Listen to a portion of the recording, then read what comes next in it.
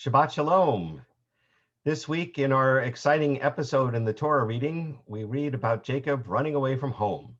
He's running because his brother literally wants to kill him. But this is the first time Jacob has been away from home, as far as we know, the first time he's ever left home. And now he's running away and he's on his journey, and the sun is falling in the sky. It's evening, it's getting dark outside, and he is probably getting a little bit scared. I certainly would be. Out in the middle of nowhere, lions and tigers and bears, oh my. And yet he falls asleep. He manages to fall asleep using a rock, of all things, for a pillow. Not very comfortable. And while he's sleeping, he dreams about a stairway going up to heaven. And he hears God's voice telling him that God will be with him on his journey, and that he doesn't need to be afraid of the night or anything on the journey, that God will always be there to protect him. And that brings him a lot of comfort, needless to say, on his journey. And when he wakes up in the morning, he sets up a stone pillar and he declares, "This is a holy place, and I didn't know it. This is none other than the stairway to heaven.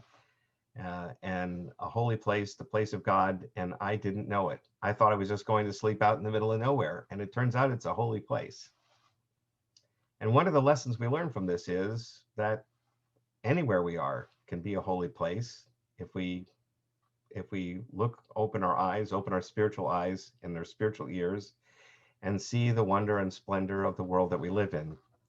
And I know it's really hard for us to do that right now with this pandemic going on, but we can take some comfort that our ancestor Jacob managed to find that comfort in his fairly terrifying experience of being alone at night in the middle of nowhere.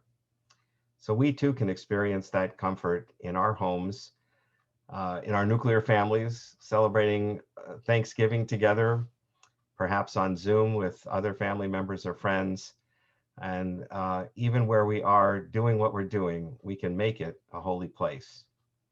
So we want to invite all of you to our Shabbat services online, or if you're able to come in, there are still many spaces left open for particularly Saturday morning to register.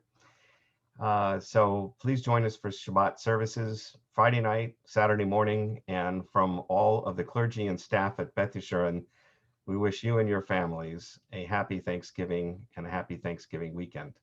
Shabbat Shalom.